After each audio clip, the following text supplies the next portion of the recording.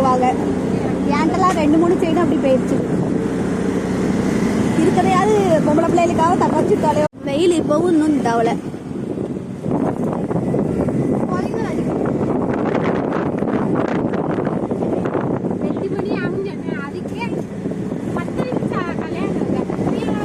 பந்தியில சண்டை வந்துட பார்த்தது கொஞ்ச நேரத்துல.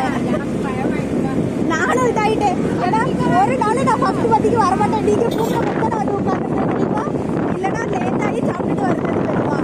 இன்னைக்கு முதலாவது உட்காந்து 1 நிமிஷத்துல ஐயோ பிரச்சனை வந்துருக்கும்.